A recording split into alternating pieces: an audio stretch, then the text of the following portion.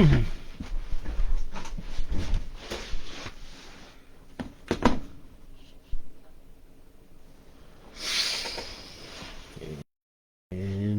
we're back. We're live.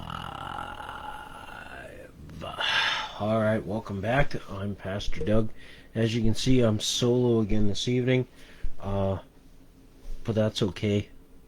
Roland is over at the Anglican Church, hanging out with some young people, getting to know some more people in town. I think it's a good thing. You know, I'm all about that. I actually met with their minister earlier tonight and with the minister from the United Church. We've invited all the pastors in town, so we invited the other Free Methodist pastor and the Community Church pastor and the Lutheran minister and the two Mennonite pastors. We invited everybody out. If I missed your church, I apologize. The Community Church, the non-denominationalists, we invited them out. The Baptist ministers, we invited 2 of them out. Yeah. So if you're, we had a Pentecostal minister we invited. If you're part of a congregation, a faith community, we meet once a month. And if you're interested in meeting with other ministers to pray and to plan, we try to do outreach events, but we also try to do events like joint services for people in church, because everybody, and that's something that I learned when I first started what the plant that has eventually become Fellowship of Joy. My original vision was like, we're only gonna reach people that don't go to church. But that only works for a short period of time, because the people that go to church also need to be taught and fed, and they need to grow as well. And so you need a balance. Yes, you need to do outreach. It's very important, which is why we do outreach, when we do a lot of it. That's what our kids club is. But we also need to minister to the body. We need to minister to other Christians, which is what we do on Sunday morning. It's what we do when we do our Bible studies, which we haven't done an adult Bible study for a while because I've been focusing on the kids club, and I just don't have the time. I work full time, and I do church at least 3 days a week on top of my full-time job. So, and then I have a family night another night of the week, and I write sermons on another night of the week. So that's 5 nights of the week that are filled up with church and church adjacent activities. Saturday nights are a time of rest, but I also edit sermons and pick out music and do a lot of things like that. So really 6 nights a week are spent doing church type activities.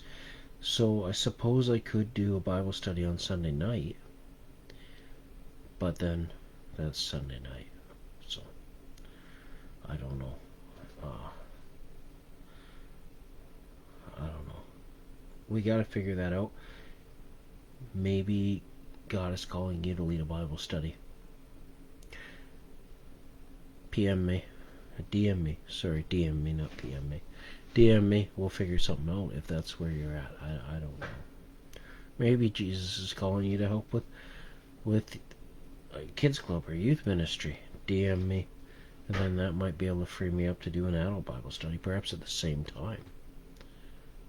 I don't know. But both are important. Outreach and growth for the body. And so we plan both. when we do these events as a ministry. And we also pray for each other and encourage one another. So it's a good thing. I want you to pray for your pastors. I ask you to pray for me. I'm really tired. I don't talk about that a lot, but I am. So pray for me. Pray for your pastors. Pray for your ministerial. And if you're in ministry or you're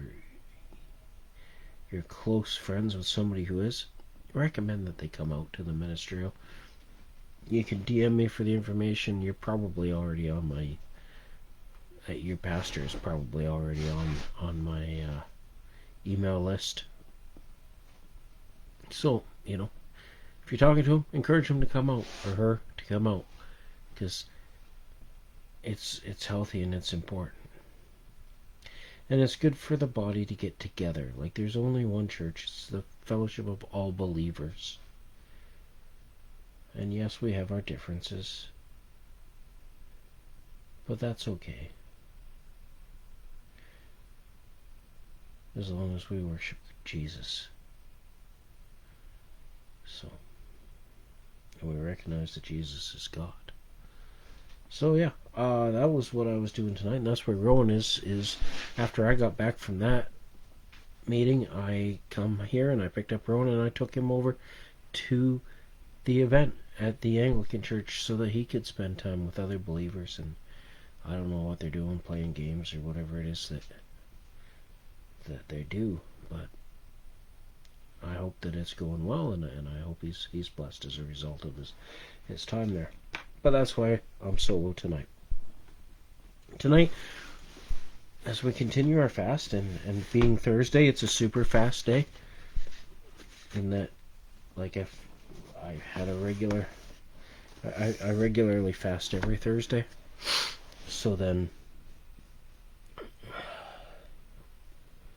and then on top of that, the Lent fast actually overlaps that, and it makes it that much more difficult to do a regular fast. So that's what we call a super fast. So that is just a term that Rowan and I made up. It's not a biblical term or anything, but that's what went on today. And I had a comment asking what that was, so I thought I would explain that. Yeah. So there's a lot of liquids that I gave up during Lent. Pop and coffee, and I pretty much drink a lot of tea right now during Lent, and not a lot of other drinks. And so I had some orange juice today, but that's about it. So during the rest of the year when I fast, I drink a lot of coffee. Give up coffee. Drink a lot of Pepsi on fast days, because you get calories, you get energy. It helps get you through the day when you're not eating. Especially if you get that 2 o'clock exhaustion and you got that big meeting in the afternoon, which, I was teaching a class today, so, I hit that wall at 2, but I had to power through. So, yeah, that's why we call it a super fast, but it's not a real thing. It's just a made-up Rowan and I thing. So, okay, tonight we're reading from Psalm 106 as we continue our Lenten fast. We continue to give up what we give up, and we continue to pray for each other. So, yeah, Psalm 106. Praise the Lord. Give thanks to the Lord, for he is good. His love endures forever. Who can proclaim the mighty acts of the Lord, or fully declare his praise? Blessed are those who act justly, and who always do what is right. Remember me, Lord, when you show your favor to your people. Come to my aid when you save them. Then I may enter the prosperity of your chosen one. Then I may share the joy of your nation, and join in the inheritance of giving praise. We have sinned, even as our ancestors did. We have done wrong and acted wickedly. When our ancestors were in Egypt, they gave no thought to your miracles. They did not remember your many kindness, and they rebelled by the sea, the Red Sea. Yet he saved them for his name's sake. To make his mighty power known, he rebuked the Red Sea, and it dried up. He led them through the depths, as through the desert. He saved them from the hand of the foe. From the hand of the enemy he redeemed them. The waters covered their adversaries. Not one of them survived. Then they believed his promise and sang his praise. But they soon forgot what he had done, and they did not wait for his plans to unfold. In the desert they gave in to their cravings. In the wilderness they put God to the test. So he gave them what they asked for, but he sent a wasting disease among them. In the camp they grew envious of Moses and of Aaron, who was consecrated to the Lord. The Lord opened up and swallowed Dathan. He had buried the company of Abiram. Fire blazed among the followers. A flame consumed the wicked. At Horeb they made a calf and worshipped the idol of cast from metal. They exchanged their glorious God for the image of a bull which eats grass. They forgot the God who saved them, who had done great things in Egypt, miracles in the land of Ham, and awesome deeds by the Red Sea. So he said he would destroy them.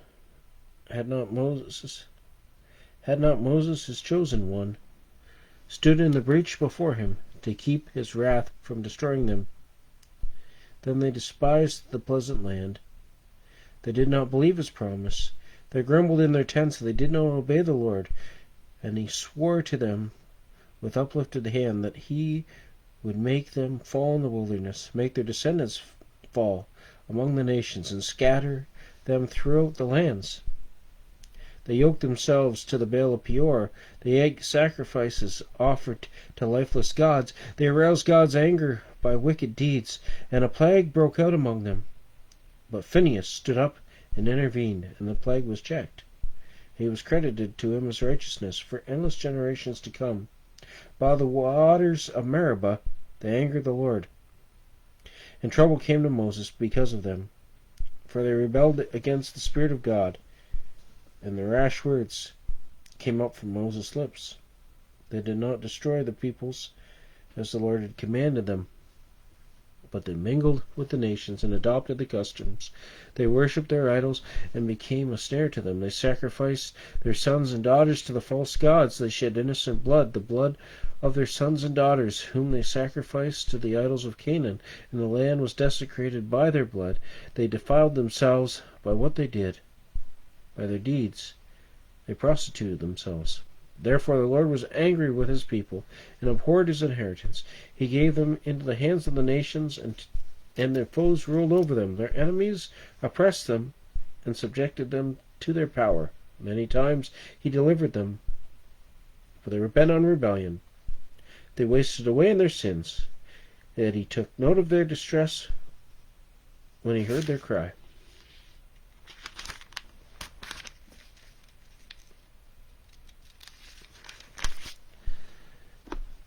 For their sake he remembered his covenant out of his great love, and relented. He caused all who held them captive to show them mercy. Save us, Lord our God, and gather us from the nations, that we may give thanks to your holy name and glory in your praise. Praise the Lord, the God of Israel, from everlasting to everlasting. Let the people say, Amen. Praise the Lord. All right, amen. Praise the Lord. The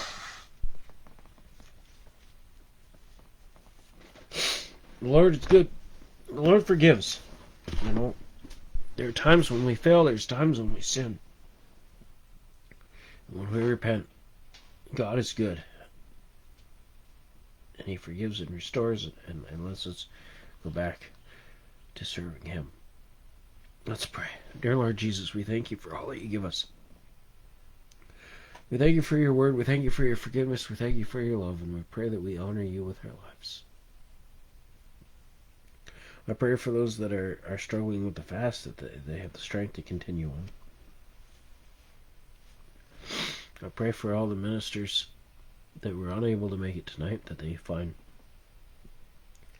the time to get out next month. And I thank you for all the good things that are planned in the month ahead. We love and praise you, Lord Jesus. This we pray in Lord Jesus Christ's name. Amen. All right, we will see you tomorrow evening at 8:30 as we continue to pray, fast, and give. Good night. Peace!